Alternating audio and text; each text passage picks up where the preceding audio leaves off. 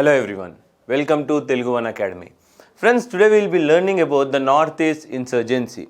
So in the first class today, we will be focusing on any of the two northeastern states which I will be introducing you eventually, and we will also see what exactly is the status of insurgency in the northeast states and also see the evolution of the northeastern states. So coming to the first, when you see the first picture or first slide of mine, you can imagine the northeast consists of 7 states which is called 7 sisters. Okay, when you delete Sikkim, okay, rest of the states which are connected to the mainland of India by a small chicken neck. This is a small chicken neck area, which connects the northeastern India to the main part of India. This region contains Arunachal Pradesh, Nagaland, Manipur, Mizoram, Tripura, Meghalaya and Assam. When you compare or when you look at this map very carefully, the Assam is the only state in the northeastern India which borders each and every other state in the northeast region. Okay, so this is how the profile or political map of Northeast India looks.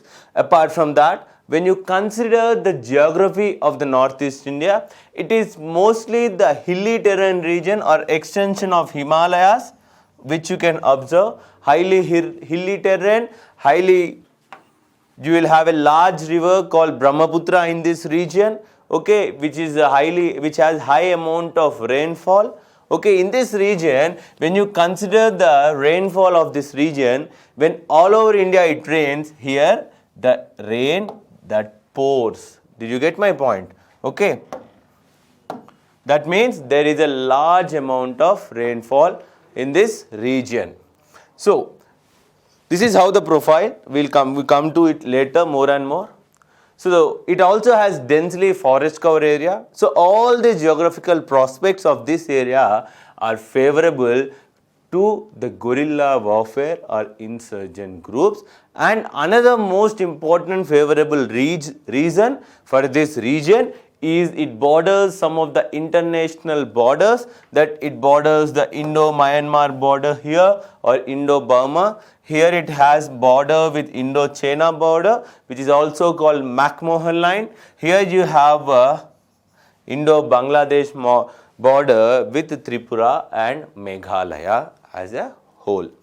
Now apart from that, you see, we have the Northeast India very strategically located. Okay, why we have the strategic location or importance? Because of its international boundary, and we also consider this whole Northeast India as a contact point or a connection towards the Southeast Asian nations or ASEAN nations through Burma, Myanmar, Thailand, etc. We even started a Kaladan multimodal project to extend our connectivity towards the Southeast Asia.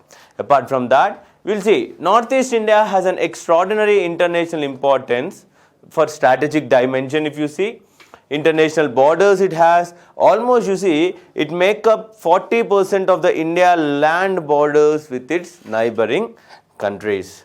Apart from that, as I told you, it has huge connectivity or socio-ethical connectivity towards the Southeast Asia. Okay, it connects, it's a bridge for India and Southeast Asia. And more thing, that it has a huge economic potential because of its high amount of reserves, especially oil reserves in Assam, okay, coal reserves in Meghalaya, and it also has high potential of water energy, or you might even call it hydropower energy. It has fertile land which has been not explored to yet. So what happened exactly in the Northeast was, why it led to the insurgency soon after independence was, friends, insurgency in the Northeast region was not new. Insurgency was even before independence also, but it was restricted within the local tribals or among the different tribal groups of Northeast India. Later, this has risen to a pan-India level where they got against the Constitution of India, and sometimes they went against the state of India. They wanted separatism. All these things were happening dependent on different states. Okay.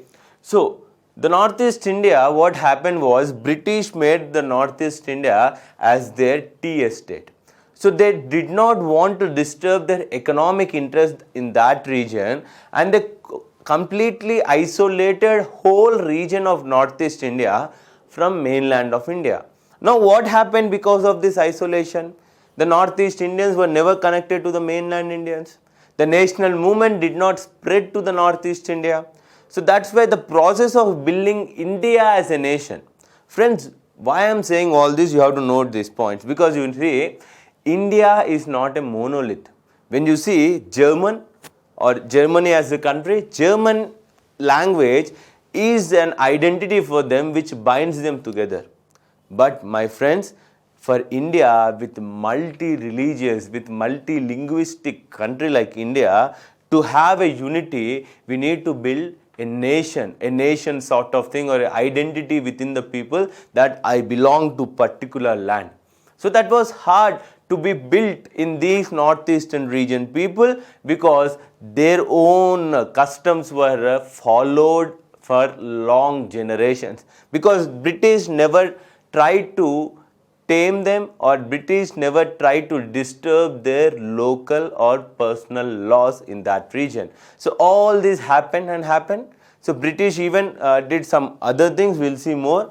Okay, British gave special administrative status to these areas. The British government did not disturb their socio-political structure and followed a deliberate policy of excluding from outsiders. The whole thing what British want was their economic interest should not be disturbed, so that they isolated. So after what happened, slowly the Christian missionaries got entered into the northeast region.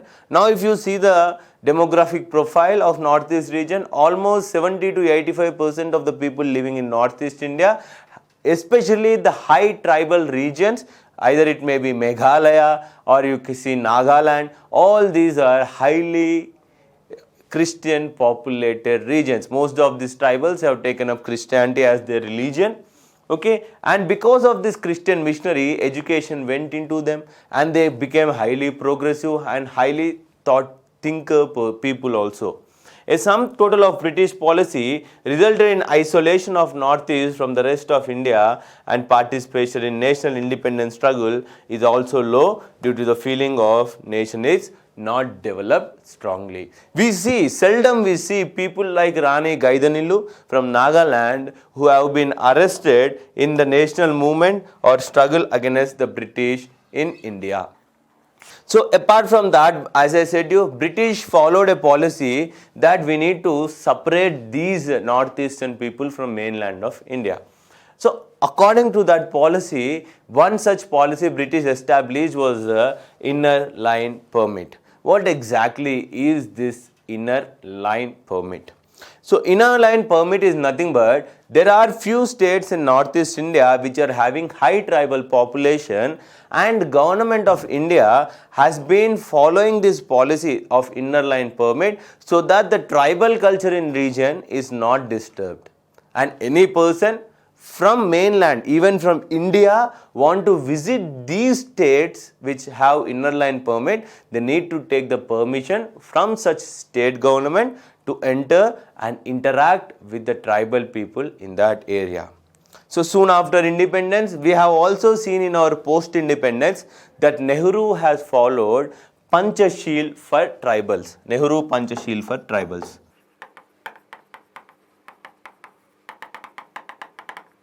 Okay, by this he thought we will be integrating the tribals into the main people or the modern era people, rather than destroying their own culture. We will be binding their culture and improving their culture, and they will be developing by themselves. Okay, so this was the Panchashil of Nehru. So what are the states?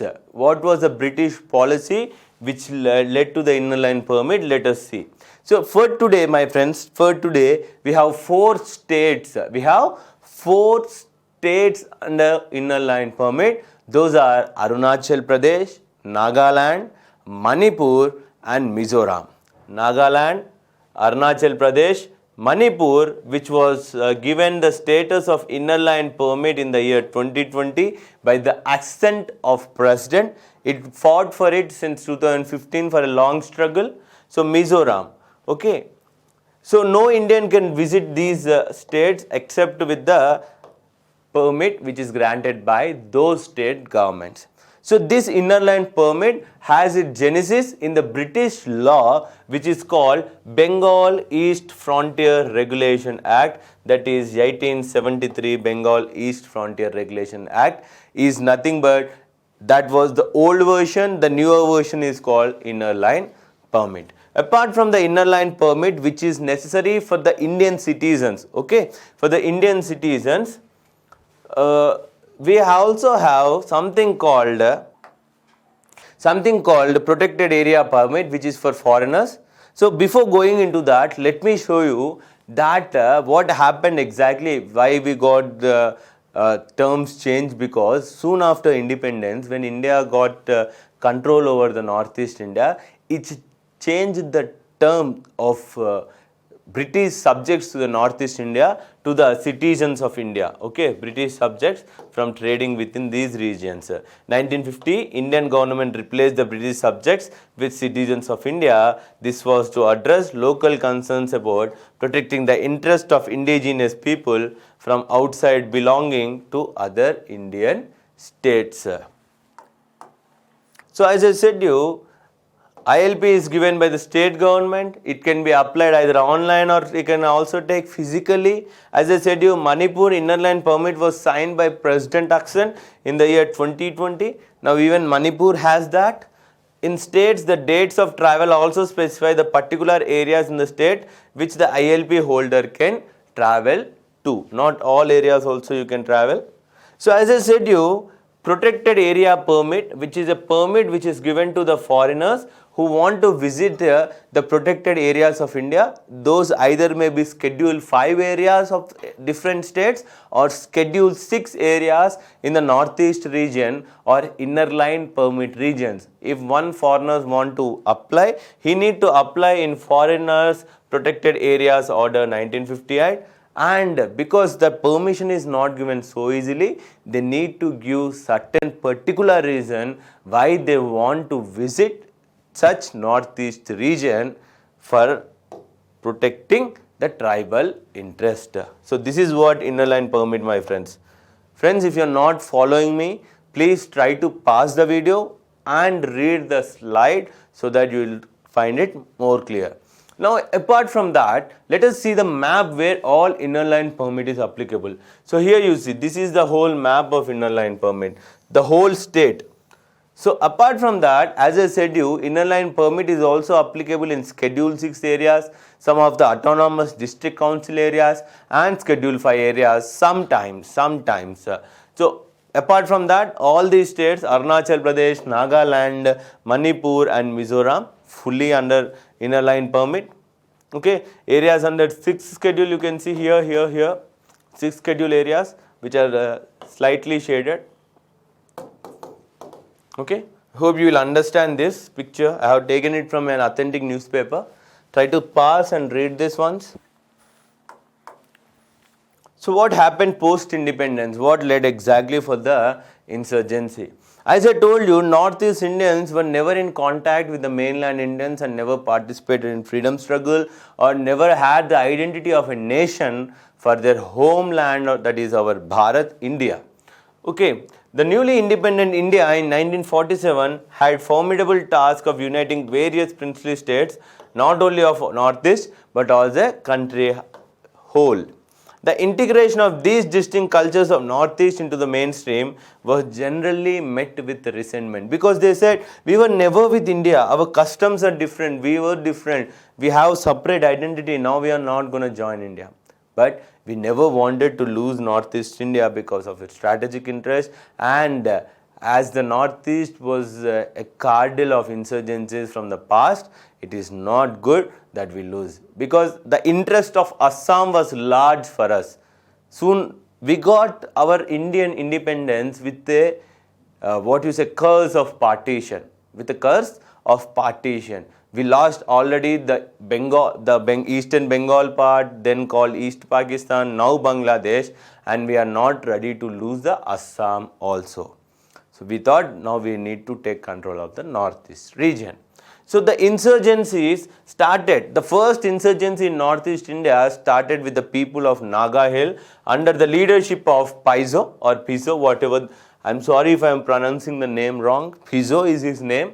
Under the leadership of Piso, the Naga National Council declared independence from India in 1947. They even conducted their own referendum where only few number of literate people have voted. That they claim that around 99% of the population of Nagas has said they want to remain as a separate nation rather than joining into the Union of India.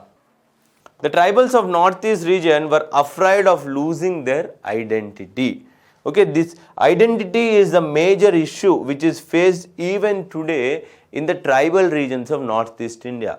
What happened, my friends? Eventually, when India was growing, many mainland people have left towards the northeast India, and even after 1971 Bangladesh Liberation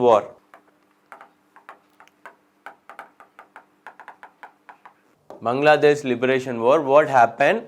That many number of Muslim merchants or many number of other people have travelled into the northeast India to save their life, and they got settled in the northeast India.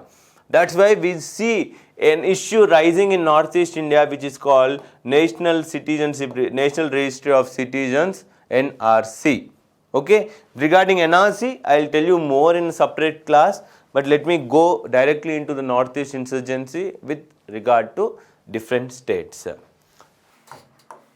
Now, conflicts in the region can be broadly grouped. So, whole northeast has different conflicts, my friends. These can be broadly grouped into three categories. What are those three categories? One is national conflicts. That is, they want a separate nation for themselves. One such issue is the Naga issue. They want greater Nagaland, which includes all the Naga groups, and most of the region even includes the areas from Burma or Myanmar. Okay, so that is one of the issue. ULFA demands for sovereign Assam and Naga Socialistic Council or National Socialistic Council of Nagaland for Greater Nagaland, which includes the present day Nagaland state, areas from Arunachal Pradesh, areas from Manipur, areas even from Assam, and even from our bordering country, that is Myanmar. So, as it is not possible, and you see even within the Nagas there are different tribal Naga groups which do not want to stay with other Naga groups, and there has been also internal conflict among the Nagas. So, using that thing, we have been making the Naga Socialistic Councils and various other Naga Socialistic Council groups to come on the table for a discussion with Government of India to have a peaceful agreement and maintain peace and stability in the region. So this is one of the issue, national conflicts who want a separate nation, and another is ethnic conflicts, conflict between different tribal groups in the region. You have seen Bru refugee. Okay, in Mizoram these Bru refugees were outthrown and they came in asylum towards the Tripura. So Bru asylums or Bru issue. Even in Assam also we see various fights among the ethnic conflicts involving assertion of fully numerically small and less dominated tribal groups. Like for example, you want Bodo land issue in Assam. Okay. Okay, small ethnic groups that feel that we are slowly suppressed by other larger groups. Even in Meghalaya also, you see that the Kashi people think that Gairo people are dominating them and they want their own separate state. All these issues are raised. Okay, in Assam also takes the form of tension between the local and migrant communities. Even when I said you that Bangladesh people have emerged, there is also a conflict between locals and non-locals, tribals and non-tribals. Apart from that, there are conflicts between sub-regional groups. Sub-regional groups, an example I can say you, the conflict exclusively in the Meghalaya between the Gairo and Haine trip, which is also called Kashi, and Jaitya hill people, they want a separate state, or within the Assam you want a Bodo land, okay, involving movements which ask for recognition of sub-regional aspirations and often come in direct conflict with the state, or sometimes you are asking for autonomous district councils. Okay, you want an autonomous district council in Assam for Karbi Anglong region, okay, Karbi Anglong. Okay, sometimes you might ask for Bodo Land Territorial Council, Bodo Land Territorial Council. Okay, sometimes you'll ask for some other thing. So these regional aspirations, we want a separate autonomous district council, all these have been consistently put in place in sub-regional conflicts. So why do you think there is an insurgency in the Northeast India? Why? So when you see or pick up the reasons from various issues what we are going to discuss in eventual classes, let me tell you in a nutshell what exactly leads to the insurgency in Northeast India. First thing I can say you, that is isolation policy which has been followed by the British is the first reason, and I can also say the second reason is the identity, that the tribals think they might be overthrown by the non-tribals and they lose their identity. And fourth thing, it can also be related to identity and also maintaining their own cultural specific laws exclusively with marriage or civil code, I can say.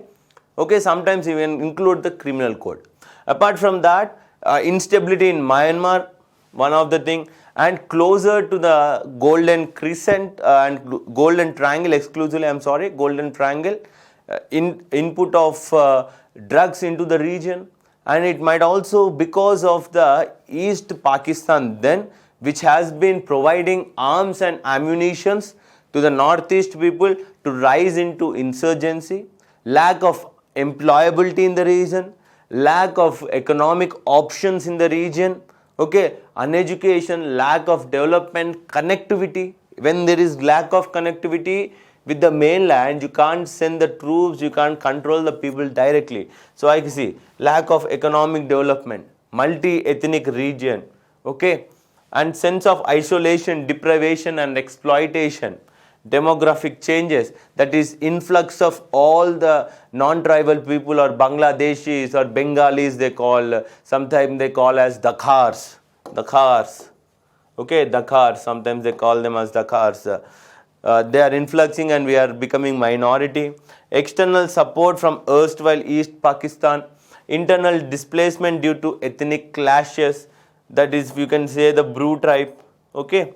Next, pursued excess by Indian Army under Armed Forces Special Power Act.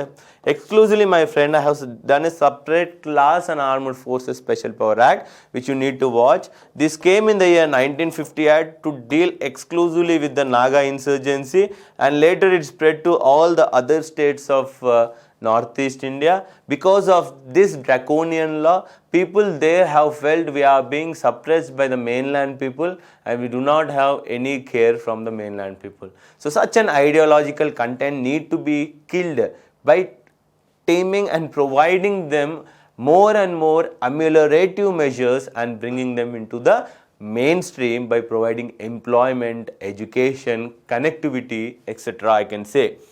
Proximity to Golden Triangle, instability to Myanmar, and its easy availability of arms and ammunitions. Now here, my friends, I have provided you a beautiful table which contains the states, their capitals, their previous names and when they attained the statehood.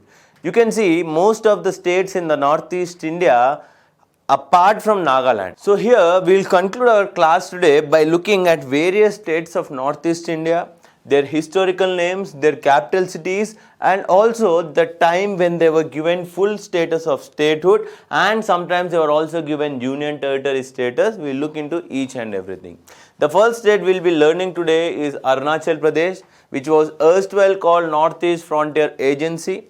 Okay, with Northeast Frontier Agency, it has its capital city at Itanagar, and it got full statehood in the year 1987 along with the state of Mizoram, which you can see here, 1987. Erstwhile, they both were the union territories which were accorded union territory in the state in the year 1971. Okay, they were reorganization of Northeast India States Act. Under that, they were given union territory region.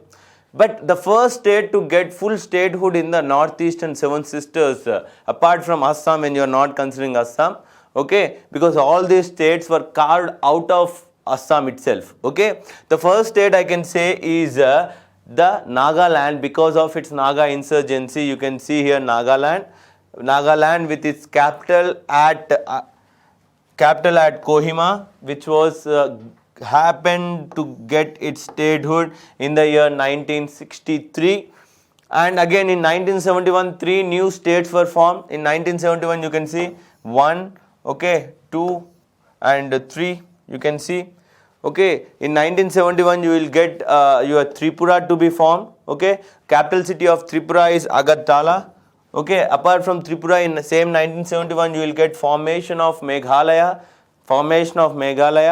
Okay, with Kashi, Gairo and Jaintia hills carved out of from Assam. Okay, Meghalaya with capital city at Shillong. In the same 1971, you will get your capital city and separate state for Manipur, which was an erstwhile princely state in the northeastern India. Okay, this was a princely state, my friends. So with its capital Manipur, Imphal.